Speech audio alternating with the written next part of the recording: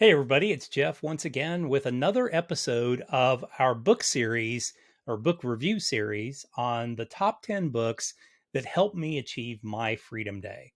So today it's number 5 on that list, and the book is Creating Wealth by Robert G. Allen. So this book was one of probably the third or fourth book I read from Robert Allen. Robert Allen, if you don't know who he is, one of the guys that kind of created the no money down systems for when I was growing up. You had the Carlton Sheets guys and all those guys that did the infomercials on TV, but most of them got their concepts from Robert Allen and the seminars he had been doing all around the country. He wrote a book called Creating Wealth a little bit later on. It was probably his fourth or fifth book. And this book, I think for me, it helped to get my mind around creating wealth and some of the processes and things that I needed to think about when it came to creating wealth. So inside the book are some key concepts. Just like I've talked on some of these other reviews, I'll talk about some of the key concepts from the book and why you would want to read this. The first concept is wealth mindset. And I think above all else, very much what came out of Think and Grow Rich with Napoleon Hill, building a mindset that you set goals, you believe in yourself, you are open to opportunities is going to build a wealth mindset. It's going to stop thinking like an employee of what can I do to get a paycheck and start thinking about how can I achieve my goals? How can I pay for those goals by building a business or whatever it takes?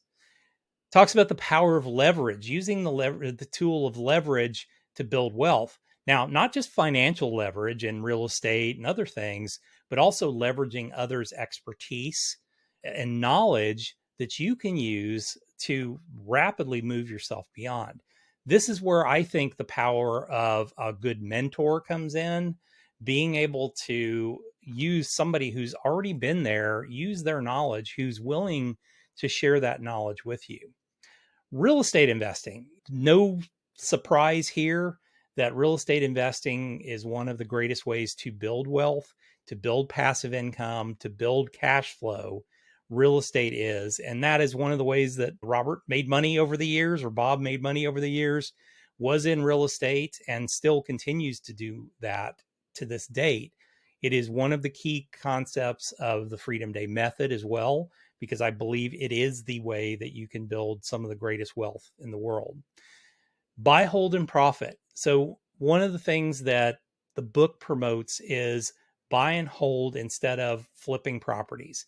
If you're flipping properties or you're doing wholesaling, it's not a good long-term thing to do because you're always going. You never get to stop. You never reach a point where you can stop. It's all active income. And if you don't continue to do it, you don't have money coming in. So buy and hold and profit from that. Now, I'm of the belief I don't tend to hold real estate for long periods of time. I typically hold it for 5 to maybe 7 years at the most, mainly because I've either bought something that was in really good shape or that I've rehabbed something. And by the time 5 to 7 years gets there, it's starting to show its wear. And I don't want to have to put more money into a property at that point. So I typically will sell those properties and move on to another property using tax advantage deals like 1031 exchanges to be able to do that without incurring taxes. Multiple streams of income. And I thought this was extraordinarily important. And one of the things that Bob talks about a lot is multiple streams of income, other ways diversifying, and they don't have to all be making hundreds of thousands of dollars a year.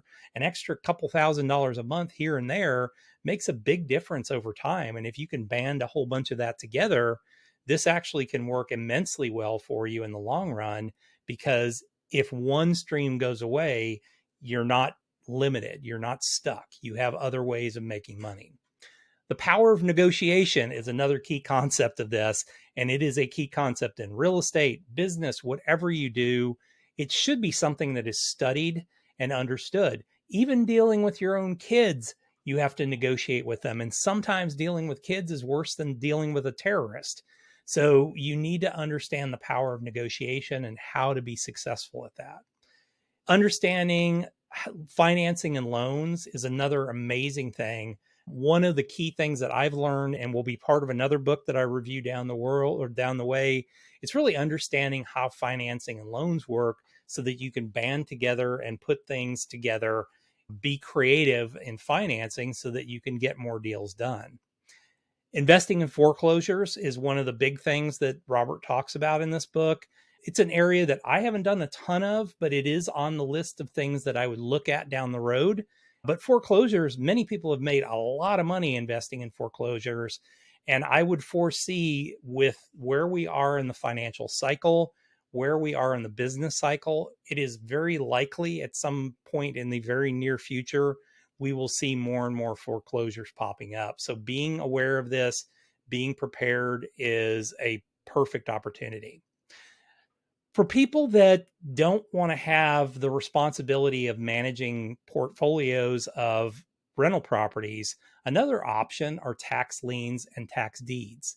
What these are is basically if somebody doesn't pay their property taxes, the the county that they live in still needs to pay their bills. They still need to run things for the county. And so what they do is they sell off the tax liens or tax deeds for properties that are behind in their taxes. So an investor comes in, they basically pay the taxes for that person, and then they own a deed or a lien on that property. And if the person doesn't pay at some point in the future, that property could default back to them as the tax lien or the tax deed on it. Most often, people end up paying their taxes. I'll give you an example here in Texas. If you default on your taxes and then come back and pay them, there's a 25% penalty. That 25% penalty goes to the investor that is paid for the taxes for that. So it's a great, very high return strategy that is very low risk in the end. You've got to understand it, and you've got to do a little bit of work there, and you've got to have a little bit of capital to get started, which there are lots of ways to do that. Networking and team building is another key part of this. I think more important than anything when you're starting to build a real estate portfolio, really any kind of business or anything you're doing, you need to network and build a team of people around you. And these are not necessarily people that work with you or work for you. There are people that are allied businesses to yours that you can leverage to help you to achieve what you need to do. And building that team that works together is a key concept to really being successful. Risk management, I think, in this book is an absolute key because too many people that are using leverage can take too much risk and not really look at all the risks associated with real estate and other investments. So, understanding risk management, what can happen if you do certain things. The last thing, and this is a key concept of several different books that I've reviewed with you already, is continual learning and adaptation. You've got to continue to learn. You've got to continue to amass knowledge over time, and that knowledge should be used to be adaptable to what's going on. The markets aren't going to stay exactly the same as they are today. They're going to change. The economy changes. The world changes. We've got multitudes of things from the stock market to the real estate market. All of that is changing, and we have to be able to adapt. And the only way you can adapt is to continually increase the body of knowledge in your head. So once again, a well-written and actually very enjoyable book to read. I would highly encourage you to read Creating Wealth from Robert G. Allen, and really a lot of his other books. They're fantastic. A lot of them are a little bit older, but most of the concepts are still key concepts today.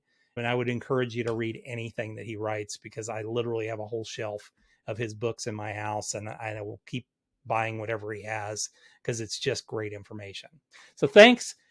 Make sure you subscribe to the channel, hit that little notification button so that when we post these things, you're going to see them every time. Thanks for being on here, and we will see you back here the very next time.